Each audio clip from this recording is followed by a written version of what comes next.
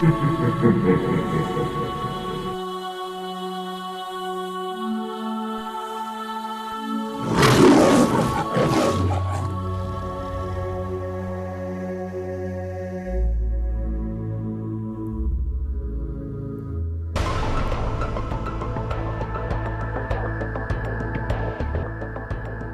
les secrets et mystères les mieux gardés au monde, qui nous fascinent depuis des générations, il y a l'affaire Roswell. Roswell, au Nouveau-Mexique, est une petite bourgade sans histoire à la limite d'un désert, jusqu'à la nuit du 2 juillet 1947. Cette nuit-là, plusieurs témoins affirment avoir été réveillés par des bruits étranges. Ils sont convaincus qu'une soucoupe volante s'est écrasée. Immédiatement, les forces armées ont pris le contrôle de la zone. Cependant, à la conférence de presse, ils ont déclaré que ce n'était qu'un ballon météorologique. Mais l'histoire du ballon n'aurait-elle pas servi à dissimuler un accident, mettant en cause un vaisseau extraterrestre non identifié? S'agit-il d'une victime du crash de Roswell ou juste d'un canular bien ficelé? Qu'est-ce que cet éleveur, banal et terre-à-terre, a bien pu découvrir sur ces terres pour se voir soudain catapulté à la une de l'actualité mondiale? Et pourquoi ces événements restent à ce jour inexpliqués? Une soucoupe volante, une sorte de vaisseau spatial mystérieux, s'est-elle écrasée près de Roswell, au Nouveau-Mexique, en été 1947? Depuis plus de 50 ans, les enquêteurs ont été incapables de tomber d'accord sur ce qui s'est réellement passé à Roswell. Le gouvernement des États-Unis l'aurait-il récupéré et gardé secret durant toutes ces années? Et les occupants du vaisseau, pour peu qu'il y en ait eu, que leur est-il arrivé? Le gouvernement américain sait-il réellement ce qui est tombé du ciel cette nuit-là? Et même s'ils le savent, vont-ils l'admettre? Pourquoi, après plus de 50 ans, les spécialistes en ovni attachent-ils encore autant d'importance à la recherche de la vérité? Roswell ne devient réellement un mythe qu'à partir du milieu des années 70, et non dans les années 40 comme on le croit communément. Roswell ne ressemblait pas aux histoires d'ovnis habituelles, car il y avait quelque chose au sol. Quelque chose s'était écrasé. Il y avait des débris, et plus tard, on apprenait qu'il y avait aussi des corps. Les défenseurs, comme les détracteurs, ont ignoré une masse d'informations probantes qu'ils auraient pu obtenir simplement en recueillant des témoignages, en vérifiant les archives des journaux et en suivant l'histoire à travers le pays. C'était un grand événement dans l'histoire de l'humanité. Kevin Randle a consacré une bonne partie de sa vie à tenter de découvrir la vérité. Il a publié plusieurs études exhaustives sur les événements de Roswell. Comme tout bon mystère, l'histoire commence une nuit d'été sombre et orageuse, en 1947. D'après l'histoire qu'on raconte, Mac Brazel était le seul au ranch. C'était au début de l'été 1947. Il y avait de l'orage, il a soudain entendu un coup de tonnerre beaucoup plus fort que les autres, différent du tonnerre habituel. Il n'y a pas accordé plus d'importance que cela cette nuit-là. Le lendemain matin, il est allé voir quel champ avait été arrosé la veille parce qu'il voulait déplacer du bétail. Et alors qu'il inspectait les champs, il est tombé sur une vaste étendue recouverte de débris métalliques. Le capitaine Randle et bien d'autres ont affirmé que les débris découverts par Mac Brazel ne ressemblaient à rien que l'on puisse trouver sur Terre. Mac Brazel décida d'avertir les autorités. Il quitta le ranch pour se rendre dans la ville la plus proche, à quelques kilomètres de là, Roswell, Nouveau-Mexique. Le shérif de Roswell, à l'époque, se nommait George Wilcox. Sa petite fille, Barbara Duggar, se souvient de ce qui s'est passé. Dans les années 40, il y a eu un vaisseau spatial, une soucoupe volante comme on les appelait, qui s'est écrasé tout près de Roswell. Ma grand-mère raconte que mon grand-père se serait rendu sur les lieux. En s'approchant de l'endroit, il a aperçu une grande étendue de terre brûlée. Ensuite, ils ont vu des débris. En fait, il a vu des débris. Je ne sais pas s'il était tout seul ou non. Elle n'était pas avec lui, il y était allé tout seul. Je lui ai demandé en blaguant, « Est-ce qu'il a vu des petits martiens ?» Et elle m'a répondu, « Oui, il y en avait 4. » D'après les rapports, le shérif aurait immédiatement averti la base militaire la plus proche, les informant de la présence de débris étranges dans un champ. À peine quelques instants plus tard, les officiers sont arrivés sur les lieux, impatients de voir de leurs propres yeux ce que le shérif leur avait décrit. Après tout, un champ plein de débris est une chose, mais de vrais extraterrestres, ça n'est une toute autre. la suite des événements constitue soit la plus grosse erreur, soit le plus gros mensonge dont l'armée se soit jamais servie pour garder le secret.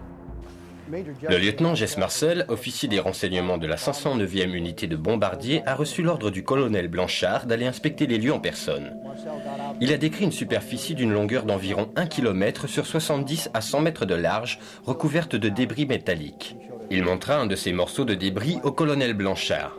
Blanchard a donné l'ordre de diffuser un communiqué de presse disant que l'armée avait capturé une soucoupe volante. Il s'est adressé au lieutenant Walter Haute. Haute a rédigé, publié et diffusé le communiqué et l'a personnellement distribué aux divers organismes de presse à Roswell. Voici en gros ce que disait le texte du communiqué. Les nombreuses rumeurs concernant les soucoupes volantes sont devenues une réalité hier lorsque les services de renseignement de la 509e unité de la 8e division de l'armée de l'air à la base aérienne de Roswell est parvenu à entrer en possession d'une soucoupe grâce à la collaboration d'un propriétaire de ranch des environs. Il n'y avait toutefois aucune mention des extraterrestres que le shérif avait affirmé avoir vus. Était-ce un canular ou une conspiration? La grand-mère de Barbara Duggar craignait encore des représailles 40 ans après. Elle a dit « Je te raconte ça parce que quand c'est arrivé, la police militaire est venue au palais de justice, à la prison, et nous a dit à George et à moi que si nous parlions à qui que ce soit de l'incident, si nous disions quoi que ce soit, ils nous tueraient. Non seulement nous, mais aussi tout le reste de la famille. » Mais si l'armée de l'air avait déjà publiquement admis avoir capturé une soucoupe volante, pourquoi donc menacer un fonctionnaire local et sa famille pour les tenir au silence? Après avoir écumé pas moins de 19 archives, ça ne m'étonne pas qu'on ne trouve pas la moindre information sur Roswell. Le gouvernement sait s'y prendre lorsqu'il s'agit de garder des secrets. La bibliothèque Eisenhower contient encore à l'heure actuelle quelques 100 000 pages de documentation secrète datant d'avant 1960. Ce n'est pas aux archives que vous allez trouver des documents codés top secret. Une infime partie de l'information a été publiée. Avec un peu de chance, nous en saurons plus dans le courant de ce siècle. Les choses allaient bientôt prendre une tournure différente. Ce qui avait commencé purement comme un acte de responsabilité civique de la part d'un des éleveurs locaux devenait soudain une opération militaire de grande envergure. Mark Brazel n'a jamais dit qu'il avait vu un avion abattu. Est-il possible que l'armée ait découvert quelque chose qui lui a échappé? Et qu'en est-il des témoins vivants? Qu'ont-ils à nous dire aujourd'hui? À proximité du quartier général de la 509e unité, la seule unité de bombardiers au monde capable de livrer des armements nucléaires, les habitants de Roswell, au Nouveau-Mexique, sont plutôt habitués à des termes comme « secret » et « classé ». Pendant la Deuxième Guerre mondiale, ils ont dû, peu à peu, s'habituer à cette obsession du secret qui caractérise l'armée. Mais même pour les habitants de Roswell, la situation prenait une tournure plutôt extrême. D'après Bill Brazel, son père, Mark Brazel, aurait lui aussi été tenu au secret. Mais un secret à propos de quoi? Mark Brazel aurait-il découvert autre chose que des débris?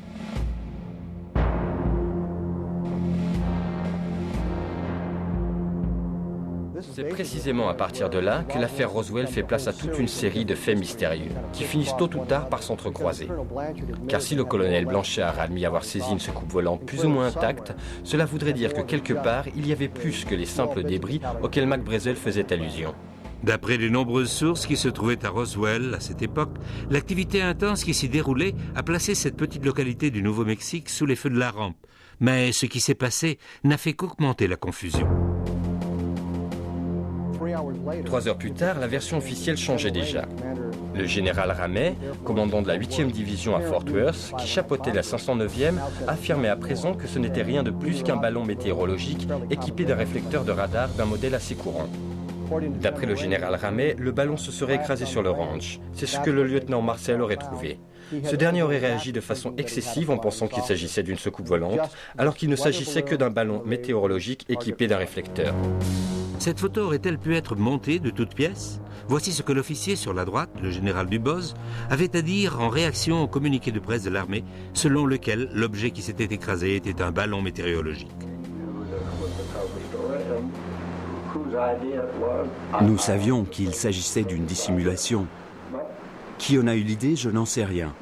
Toujours est-il qu'on s'en est servi pour apaiser la curiosité de la presse.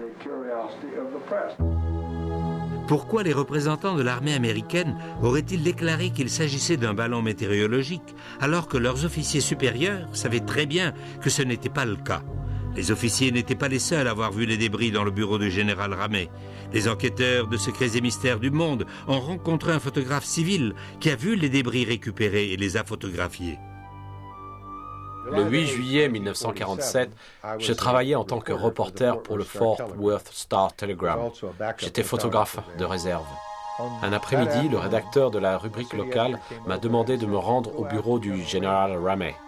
Ils allaient ramener une soucoupe volante de Roswell et il fallait des photos. Ils m'ont dit « Grouille-toi, on n'a pas une seconde à perdre pour l'édition de la côte Est ». Je me suis donc rendu au bureau du général Ramey. Là, on m'a demandé de patienter. Le général devait arriver à tout moment. Cela m'a permis de disposer les débris au sol pour pouvoir prendre les meilleures photos possibles. Je me souviens que ça sentait fort le brûlé et que ça n'avait rien de photogénique. Alors, j'ai, tant bien que mal, essayé de disposer le tout en un ensemble plus ou moins cohérent, et c'est à ce moment que le général est revenu. Il a tout de suite commencé à examiner le matériel. Sur ces photos, on peut apercevoir plusieurs paquets de matériel encore fermés. Tout n'avait pas encore été déballé. Lorsque le général s'est mis à examiner tout ça, je lui ai demandé « Qu'est-ce que c'est, général ?» Il m'a répondu « J'en ai pas la moindre idée. » Puis il s'est remis à la tâche en examinant chaque détail minutieusement. Quand je l'ai pris en photo, il avait un bout de papier en main qui ne cessait de remuer. On le voit en train de tripoter ce bout de papier dans les différentes photos. Finalement, dans la dernière photo, on le voit lire le message qu'il tenait en main. À partir de ce moment-là, à partir du moment où j'ai quitté les lieux, je suis resté la seule personne, le seul civil, le seul photographe, l'unique représentant des médias à m'être trouvé là.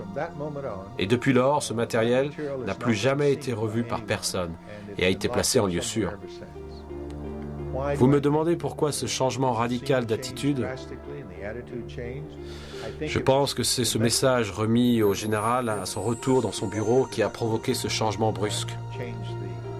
Au terme de 2 années de recherche, l'équipe chargée d'analyser les photos de Roswell, le groupe RPIT, a observé plusieurs aspects intéressants en rapport avec le fameux message de Ramey. Premièrement, il fait allusion aux victimes de l'accident acheminées à Fort Worth. Ensuite, le message parle de récupérer la soucoupe de Roswell. Troisièmement, il énumère les dispositions à prendre sur les lieux de l'accident à Roswell. Et enfin, il est question d'expliquer tout cela par la présence d'un ballon météorologique. Il se peut effectivement que McBrazel ait trouvé un ballon, mais le problème est que cela ne concorde pas avec tous les autres témoignages. Et puis, comment expliquer la présence de tous ces débris? L'incident de Roswell et tout ce qui l'entoure est incroyablement compliqué. Et sans une analyse horriblement minutieuse et détaillée comme celle à laquelle je viens de consacrer les 8 dernières années, il est pratiquement impossible de le comprendre. Et après toute cette recherche, je suis plus que jamais convaincu que le soi-disant mystère Roswell a été résolu une fois pour toutes. Ça n'avait absolument rien à voir avec une soucoupe qui se serait écrasée et sa récupération par l'armée. Le mystère aurait-il enfin été résolu? Non, pas exactement. Dans son livre intitulé « Au lendemain de Roswell », publié en 1997, le colonel Philippe Corso présente un point de vue radicalement différent. Corso a travaillé plusieurs années au Pentagone comme conseiller sous l'administration Eisenhower. C'est l'un des témoins les plus influents. Il y a quelque chose là-haut qui vole, et cela dépasse nos compétences technologiques. Nous n'avons rien qui puisse voler à 5 ou 6 000 km/h et déverrouiller une protection radar en si peu de temps. Jesse Marcel Jr., fils de l'officier, le premier à avoir examiné l'épave, a fait d'étonnantes révélations concernant les débris dont il se souvient de son enfance. Le commandant Marcel a ramené une partie du matériel chez lui pour le montrer à sa femme et à son fils. Il a ensuite ramené tout le matériel à la base aérienne de Roswell. Ce qui distinguait et différenciait ces pièces de toutes celles que j'avais pu voir auparavant, c'était une série d'inscriptions sur la structure de l'épave. La poutre en forme de I contenait une sorte d'écriture. Je me souviens avoir pensé que ça ressemblait à des hiéroglyphes, Mais ce n'étaient pas vraiment des hiéroglyphes, mais plutôt des formes et symboles géométriques. Ces inscriptions ont suscité l'attention d'un grand nombre de chercheurs, et les efforts entrepris pour tenter de les déchiffrer ont produit des résultats mitigés. Une source amérindienne les traduit en « Les guerrières sont prêtes ». Une autre tentative de traduction, cette fois d'origine méditerranéenne, rapproche ces inscriptions du grec ancien. D'après cette source, le texte se traduirait en français par « liberté ». Il est néanmoins extrêmement difficile de tirer des conclusions d'un simple fragment de mots. Mais rien que l'idée qu'il puisse s'agir de mots a de quoi nous laisser perplexes. Pourquoi et comment une culture extraterrestre se servirait-elle de lettres grecques dans la construction de ces vaisseaux spatiaux? Existerait-il réellement un langage universel?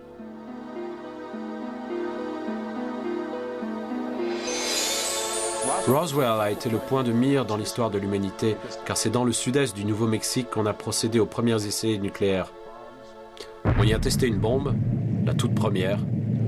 C'est ici que nous avons procédé au lancement de fusées allemandes V2 et où nous avions notre meilleur radar. Tout visiteur extraterrestre pouvait facilement se rendre compte que c'est ici que se trouvait toute la technologie à même d'emmener l'homme dans l'espace. Ça valait certainement le détour. Ils ont eu un accident. Et pourtant, l'explication du ballon météo a failli mettre un point final à ce qu'on nomme encore aujourd'hui l'incident Roswell. Qui aurait pu croire qu'on était sur le point de faire des découvertes encore plus sensationnelles? Le récit d'un seul homme allait perpétuer le mythe Roswell. Cet homme, c'était Grady Barnett, un ingénieur civil qui résidait à Roswell à l'époque des faits. Barnett a confié à un ami, Van Maltey, ce qu'il avait vu ce jour-là. Barnett m'a raconté que lorsqu'il revenait d'une de ses inspections sur le terrain, il s'est retrouvé face à une soucoupe volante qui venait de s'écraser et qu'il a vu 4 créatures par terre. 4 extraterrestres et un vaisseau spatial pratiquement intact. Le nombre d'extraterrestres coïncide avec les déclarations faites par le shérif George Wilcox. L'ingénieur civil Grady Barnett affirme avoir vu une soucoupe volante qui s'était écrasée et pas loin de là les 4 cadavres de ses occupants. Pourrait-il s'agir du même appareil que celui que l'armée de l'air a plus tard affirmé avoir en sa possession? Et si la soucoupe volante de Grady Barnett était presque intacte, qu'est-ce qui expliquerait la présence de tous ces débris découverts par Mac Brazel? Et il y a autre chose. Barnett a dit que les créatures qu'il avait vues étaient toutes mortes. La version du shérif Wilcox était cependant légèrement différente. Grand-père a dit qu'ils avaient de grosses têtes et que les tenues qu'ils portaient étaient... C'est difficile à expliquer. C'était comme de la soie ou quelque chose comme ça. Je lui ai demandé si les petits êtres étaient vivants ou morts. Et elle m'a répondu, je crois que l'un d'eux était encore en vie. Les chercheurs ont avancé l'hypothèse de 2 vaisseaux, plutôt qu'un seul, avec chacun 4 membres d'équipage. Une hypothèse que certains spécialistes en ovni voient comme la seule explication possible. Tous les témoignages concordent à dire que les débris étaient de très petite taille. S'ils proviennent effectivement d'un vaisseau, celui-ci a dû être complètement pulvérisé. D'après les informations originales recueillies des premières personnes impliquées, il ne fait pas de doute que la solution se trouvait à plusieurs kilomètres du ranch de Mac Brazel, beaucoup plus près de Roswell. Le vaisseau était fait d'un matériau hyper résistant. Il avait dû être percuté avec une force incroyable. Et qu'en est-il des matériaux récupérés au ranch de Mac Brazel? Certains témoins qui affirment avoir manipulé les débris déclarent n'avoir jamais vu une chose pareille de leur vie. Personne n'a jamais pu expliquer la composition des matériaux découverts dans ce champ. Il était impossible de découper cette tôle. Impossible de faire une entaille dans ce matériau qui ressemblait à du bois, ni de le brûler d'ailleurs. On avait affaire à un matériau qui n'avait rien à voir avec ce que l'on pouvait trouver en 1947. Est-il possible que les morceaux de débris retrouvés au ranch soient des matériaux naturels? Aurait-il par exemple pu provenir d'une météorite? Il est bien entendu qu'une météorite qui pénétrerait l'atmosphère le ferait à très grande vitesse. Et avec la force de résistance de l'atmosphère, elle finirait peu à peu par brûler. Et, cela va de soi, elle perdrait de son volume. Qui plus est, si une météorite avait percuté la Terre en produisant un impact audible, elle aurait aussi laissé un cratère gigantesque, comme celui du désert de l'Arizona. L'objet qui s'est écrasé au Nouveau-Mexique n'a laissé aucun cratère. Certes, il y a eu un impact visible, mais cela ressemble davantage à une sorte d'atterrissage forcé plutôt qu'à un objet tombé du ciel en chute libre. Une chose est sûre, quelque chose est tombé du ciel cette nuit-là. l'hypothèse de la météorite semble peu probable et les spécialistes en ovni ne semblent pas prêts d'accepter le scénario du ballon. Y a-t-il d'autres possibilités? L'armée de l'air a-t-elle donné d'autres explications? Supposons qu'un vaisseau ait effectivement été récupéré il y a plus de 50 ans, a-t-on pour autant découvert quoi que ce soit de la technologie qui l'a emmené jusqu'ici? Ce que Max Brazel, le shérif Wilcox, Jesse Marcel et l'armée de l'air des États-Unis tout entière ont découvert cette nuit-là, à proximité de Roswell, a mis cette petite ville sous les feux de l'actualité mondiale. Chose que le gouvernement ne voyait pas d'un très bon œil, car la base aérienne de Roswell abritait à l'époque la seule unité au monde capable de produire des armements nucléaires. Ce qui a incité de nombreuses personnes à penser qu'il aurait pu s'agir de restes d'un avion de reconnaissance top secret. Vers la fin des années 40, l'Union soviétique affichait une curiosité marquée pour les essais atomiques entrepris par les États-Unis, lesquels avaient lieu à tout juste 160 km de Roswell. Un avion espion en quête de tels secrets aurait en toute logique survolé cette partie du pays. L'Union soviétique n'avait rien de la sorte en 1947. En recourant à la liberté d'information, nous avons vérifié les archives pour voir si un avion soviétique avait pénétré notre espace aérien en 1947. Et il n'y a absolument aucune indication d'une quelconque tentative soviétique de pénétrer l'espace aérien des États-Unis au cours de cette période. Les chercheurs spécialisés en ovni ont cependant découvert que l'Union soviétique s'intéressait de près à Roswell. Georges Knapp, reporter d'investigation, s'est rendu en ex-Union soviétique et a découvert que les Russes s'intéressaient de très près aux événements liés à Roswell en 1947. Et ils sont arrivés à des conclusions surprenantes. Nous avons rencontré un chercheur russe qui travaillait pour un certain Sergueï Korolev, le père de la recherche russe sur les fusées. Et Korolev aurait confié à ce docteur les détails d'une rencontre avec Joseph Staline vers la fin des années 40. Staline s'intéressait beaucoup aux ovnis, et plus particulièrement à Roswell. À cette époque, la fin des années 40, Roswell regorgeait d'espions russes en raison du grand nombre de programmes militaires secrets en cours. Roswell a naturellement éveillé leur curiosité. Staline a mis tous les scientifiques et ses espions sur le coup, et la conclusion à laquelle ils sont arrivés était que l'affaire Roswell était bien réelle, que quelque chose s'était bel et bien écrasé, et que ce n'était ni un ballon, ni rien d'autre d'origine terrestre. Ils ne savaient pas exactement d'où ça venait, mais ils savaient que ce n'était ni à nous, ni à eux, et qu'il s'agissait de quelque chose d'une importance monumentale qui méritait d'être étudié. Il ne fait pas le moindre doute que les scientifiques et autres intérêts soviétiques ont depuis un certain temps déjà affiché un intérêt marqué pour les soucoupes volantes. Nous ignorons ce qu'il y avait dans ces fameuses boîtes secrètes, tout comme nous ignorons ce que le gouvernement des États-Unis nous cache. Avec tout l'argent que l'on a dépensé sur les satellites espions et autres systèmes de surveillance, nous disposons probablement de beaucoup plus d'informations que les Russes, car on a tout fait pour éviter d'abattre ces ovnis. Les Russes, quant à eux, se seraient apparemment efforcés d'en abattre le plus possible afin de les analyser, ce qui, à mon avis, n'a pas dû plaire aux extraterrestres. Ils ont donc mis la main sur un tas d'informations. Et nous n'y aurons pas accès, de même que nous n'avons pas accès aux informations recueillies par notre propre pays.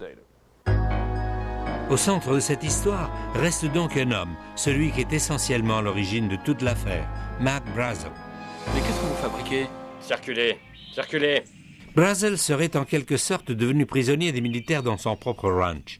Et la seule explication serait que l'armée craignait qu'il ne divulgue la vérité sur ce qu'il avait vu.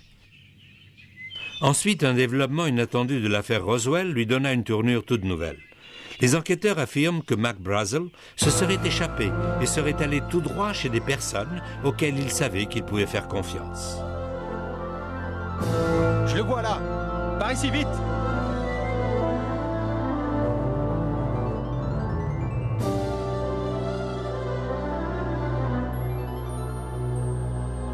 Ses amis de la station de radio KGFL à Roswell confieraient plus tard comment ils avaient caché Mac Brazel chez eux.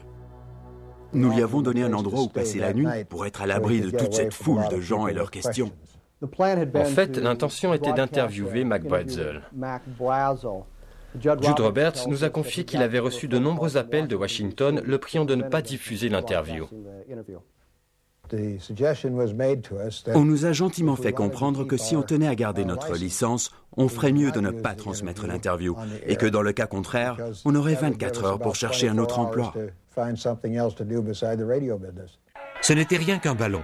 L'armée aurait-elle usé de tactiques coercitives pour s'assurer du silence de Mac Brazel? Et pourquoi son silence est-il si important? Une fois aux mains de la police militaire, McBrazel a été tenu en garde à vue. On ne peut pas dire que c'était exactement une prison, mais tout comme. Dans la soirée du 9 juillet, les militaires l'ont escorté aux différentes stations de radio et bureaux de presse de Roswell, où il a raconté une version des faits qui différait énormément de ce qu'il leur avait déclaré le 6 juillet. Ce que j'ai trouvé hier dans mon champ était un ballon météorologique.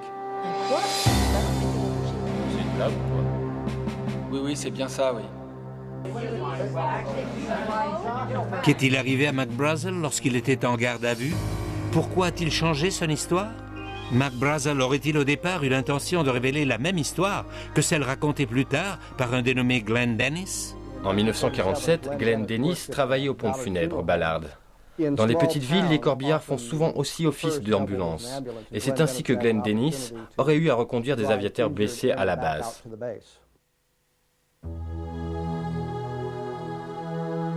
Une fois à l'hôpital, il a accompagné les blessés en salle d'urgence. C'est alors qu'il a vu, en passant à côté des ambulances, que celles-ci contenaient une partie des débris récupérés du champ.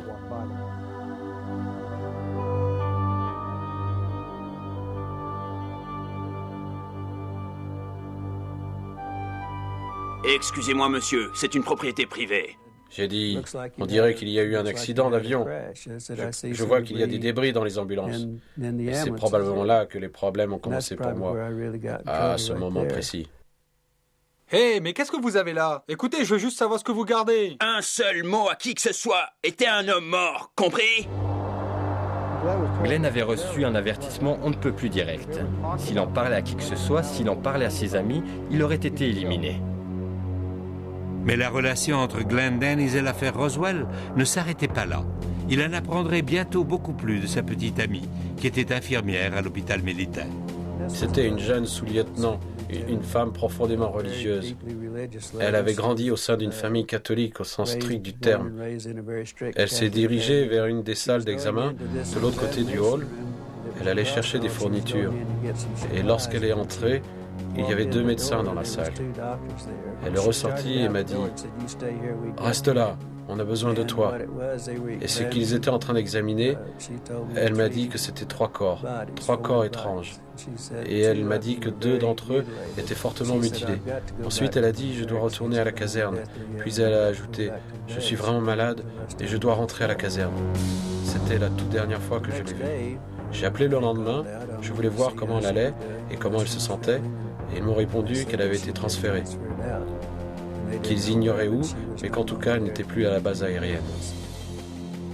Que voulez-vous dire par elle n'est pas disponible? Mademoiselle, s'il vous plaît. Qu'est-il advenu de l'infirmière réquisitionnée lors de cette nuit fatidique de juillet 47? Et chose plus importante, qu'est-ce qu'elle a vu? Existe-t-il la moindre preuve de la découverte de corps? N'y a-t-il personne qui ait vu ce que les médecins ont vu? Et si c'est le cas, oseront-ils se prononcer en dépit des menaces? En juillet 97, des foules venues des 4 coins du monde ont commencé à déferler sur Roswell. La population de la ville a pratiquement doublé du jour au lendemain à l'occasion du 50e anniversaire de ce que certains considèrent encore comme le crash de l'OVNI de Roswell. Il s'avère que juillet 97 était également le moment choisi par l'armée de l'air des États-Unis pour publier un document intitulé « Le rapport Roswell, affaire classée ». L'armée de l'air a beau considérer l'affaire comme classée, mais pour beaucoup de spécialistes en OVNI, ce rapport ne faisait qu'attiser le feu de la controverse. La presse était aux aguets lorsque l'affaire Roswell a été rendue publique. C'était le scoop. L'armée de l'air a donné des instructions pour étouffer l'affaire. Le général Ramey a déclaré qu'il s'agissait d'un ballon météo.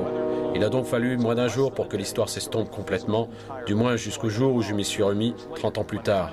Lorsque les témoignages ont été rendus publics, il était évident que la version de l'armée ne faisait aucune allusion au fait que des corps auraient été récupérés. Alors ils ont concocté l'histoire des mannequins d'essai qui ont effectivement été lâchés au-dessus du Nouveau-Mexique, mais 6 ans plus tard. Et tous ces mannequins mesuraient 1,80 m de haut et pesaient 85 kg pour simuler les pilotes.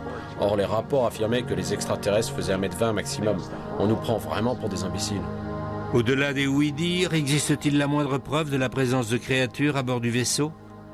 Cette séquence d'images fortement controversée aurait été filmée par un caméraman de l'armée en 1947 au cours de l'autopsie pratiquée sur l'un des extraterrestres.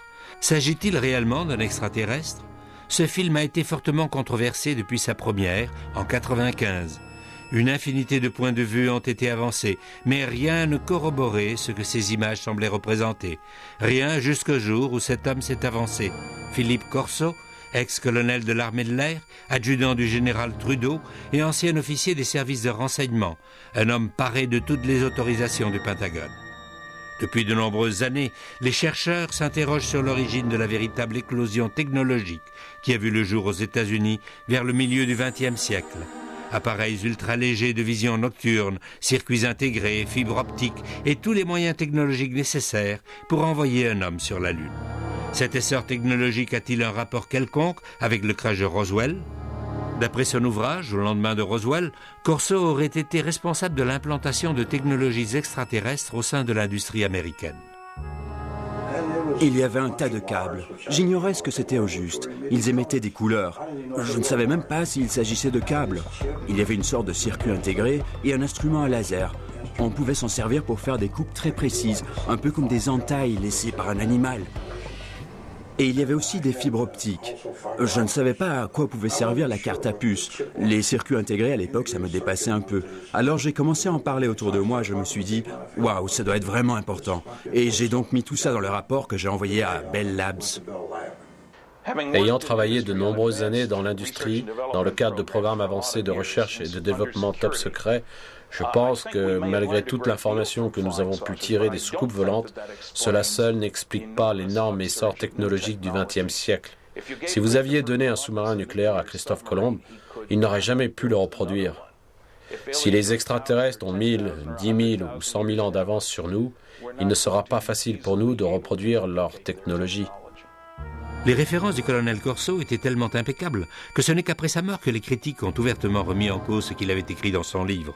Aussi étonnantes que ces révélations concernant la technologie aient pu paraître, ce sont ses déclarations sur Roswell, 50 ans après les faits, qui ont fait apparaître l'accident, la découverte des corps et les images de l'autopsie sous un jour nouveau. Quand j'ai entendu parler de l'accident de Roswell, j'étais stationné à Fort Riley, au Kansas. J'étais de service cette nuit-là. J'étais chargé de la sécurité de toute la zone, y compris de contrôler les gardes partout où ils allaient.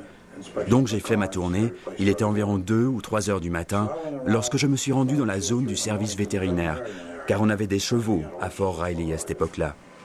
L'un des sergents que je connaissais était chef de garde. On faisait parfois des parties de bowling ensemble. Et je lui ai dit, « Tout va bien, sergent ?» Au QG, on m'avait dit un jour que cette zone était hautement protégée.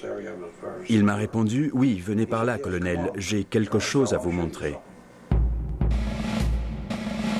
Il m'a emmené dans la pièce du fond où j'ai vu qu'il y avait 5 caisses. Oui, ça ressemblait à des caisses. J'ai soulevé la bâche pour jeter un coup d'œil.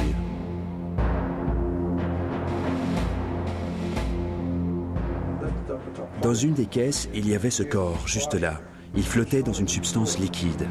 J'ai pu jeter un bon coup d'œil, mais ça n'a pas dû durer plus de 10 ou 15 secondes maximum.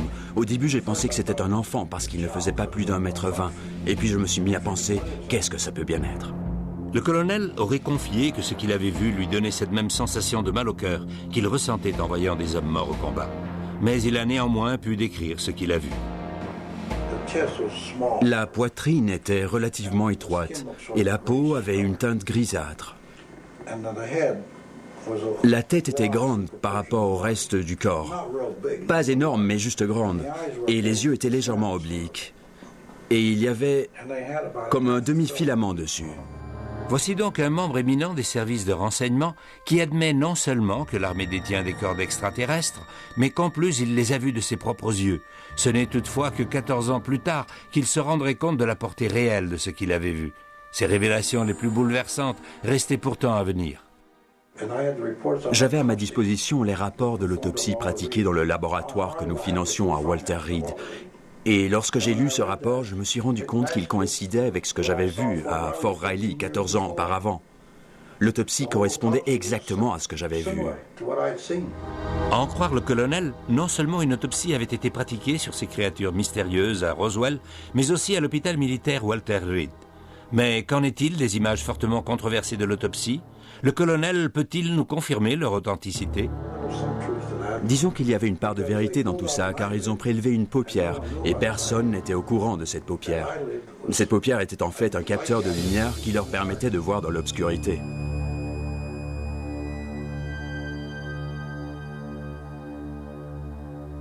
Ils l'ont préservé dans une sorte de récipient et le cerveau se trouvait là aussi. Et il ressemblait à la description contenue dans les rapports que je détenais.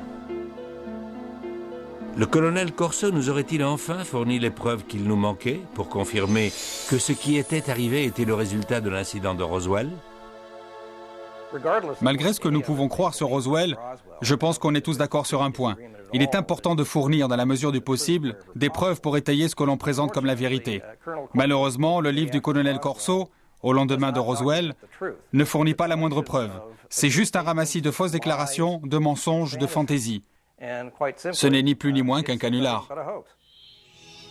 Il semblerait que rien concernant Roswell ne puisse échapper aux contestations. Et même s'il avérait qu'on détenait cette fois effectivement la clé du mystère Roswell, cette clé ne ferait malheureusement qu'ouvrir la porte à d'autres inconnues tout aussi troublantes.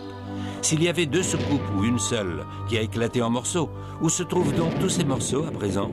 Et si des extraterrestres ont effectivement été emmenés des lieux de l'accident, qu'en est-il advenu? Sappho Henderson était mariée à un pilote des forces aériennes stationné à Roswell à l'époque et qui a partagé son secret avec elle. Il m'a dit, je suppose que s'il publie la nouvelle dans les journaux, je peux bien t'en parler. Cela faisait des années que je voulais te le dire. Il a ajouté, je veux que tu lises cet article, parce que c'est une histoire vraie. Et non seulement c'est une histoire vraie, mais c'est moi, le pilote qui a rapatrié l'OVNI accidenté jusqu'à la base de Dayton, dans l'Ohio.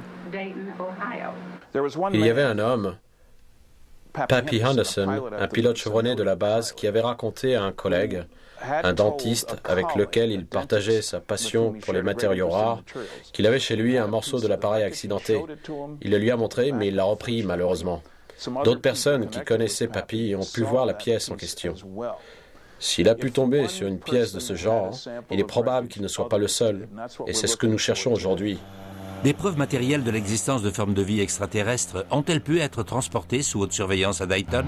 L'incident de Roswell constitue-t-il réellement une affaire classée comme le laisse entendre l'armée de l'air? Toute la controverse et les investigations ont-elles débouché sur des conclusions? Nous sommes arrivés à la conclusion que ces créatures, peu importe leur nature exacte, ont été conçues pour voyager dans l'espace. Et progressivement, grâce à toutes nos recherches, nous avons pu établir qu'elles constituaient une partie intégrante de la soucoupe, car la principale inconnue des soucoupes se trouve au niveau du système de guidage. Cette créature était en fait le système de guidage. Elle faisait partie du système. Ceci est censé être le panneau de contrôle du vaisseau extraterrestre. Ces échancrures en forme de mains extraterrestres peuvent-elles être le système de contact à travers lequel les créatures se reliaient au réacteur du vaisseau? Nous en savons assez pour nous rendre à l'évidence. Le gouvernement a absolument tout récupéré. Ils ont placé la zone sous surveillance. Ils ont ramassé l'appareil, ramassé les corps, ils ont tout ramassé. La preuve la plus flagrante est que le vaisseau et les corps ont été entreposés dans le hangar numéro 84 de la base aérienne de Roswell. Les preuves ont ensuite été envoyées aux 4 coins des États-Unis. Nous avons appris, grâce à des sources bien placées, qu'une première autopsie a eu lieu à l'hôpital de la base. L'infirmière dont Glenn Dennis nous a parlé a confié avoir vu 3 corps à l'hôpital. Nous savons donc que ces 3 corps se trouvaient à l'hôpital au même moment. Nous constatons donc qu'il y a un grand nombre de personnes, sans aucun lien apparent, qui racontent plus ou moins la même histoire à partir de points de vue différents. De Mac Brazel dans un champ de débris au commandant Edwin Isley qui se trouvait sur les lieux de l'impact et dont la version des faits concordait parfaitement. S'il s'agissait réellement d'un canular, il n'y aurait pas autant de témoignages concordants. Se peut-il qu'il y ait enfin une fissure dans le mur de silence qui a protégé l'histoire du ballon météorologique depuis toutes ces années? 53 ans plus tard, et avec énormément d'analyses et de vérifications à l'appui, je peux enfin affirmer être convaincu que le matériel, les débris que j'ai photographiés et les 6 photos que j'ai prises montraient les vrais débris. Autrement dit, les débris qu'ils ont ramenés de Roswell n'étaient pas les restes d'un ballon météo, mais bien les vrais débris. Qu'il existe un rapport direct entre les ovnis observés dans les jours précédant les événements de Roswell et l'accident de Roswell, cela ne fait aucun doute. Au cours des 3 jours précédant l'accident, il y a eu 88 apparitions d'ovnis dans 24 États. 10 millions d'Américains auraient vu des ovnis le 4 juillet 1947, le jour de l'accident de Roswell. Les nombreuses apparitions d'OVNI aux quatre coins du monde tiennent au fait que notre planète est visitée par des vaisseaux spatiaux contrôlés par une force extraterrestre hautement intelligente. Dans la plupart des cas, une explication peut être fournie, mais ce sont les cas inexpliqués qui comptent le plus. Et de cela, il y en a une multitude dans toutes les études scientifiques de grande envergure. Des centaines de témoins oculaires étaient impliqués directement ou indirectement dans l'affaire Roswell. Cela ne suffit-il pas comme preuve? Malheureusement, non. Tout d'abord, il faut remarquer que leur nombre ne fait qu'augmenter avec le temps. De plus en plus de gens racontent qu'ils y étaient, mais si on vérifie de plus près, ils n'y étaient pas du tout. Le nombre de témoignages ne change rien en réalité. Il nous faut bien plus que des témoins oculaires. Il nous faut des preuves irréfutables, des preuves matérielles. Et tant que nous n'aurons pas de telles preuves, je resterai sceptique. Le mystère qui entoure les événements de Roswell semble être voué au domaine de l'inexplicable. Et pourtant, l'énigme continue à nous fasciner et à captiver notre imagination de tant de façons nouvelles et fantastiques. À l'instant même où je vous parle, le Centre international de recherche sur les ovnis à Roswell est en train d'offrir jusqu'à $1 million de récompense pour le premier échantillon de débris dont il serait scientifiquement vérifié qu'il provient de l'accident d'un vaisseau extraterrestre en 1947. Pour ceux qui affirment avoir été les témoins oculaires de tout ce qui a pu se passer à Roswell, l'événement de juillet 1947 restera inoubliable. Mais tant que personne n'aura remporté la récompense d'1 million de dollars, et tant qu'il n'y aura pas de nouvelles preuves, ce qui est arrivé à Roswell restera un secret et un mystère de notre monde.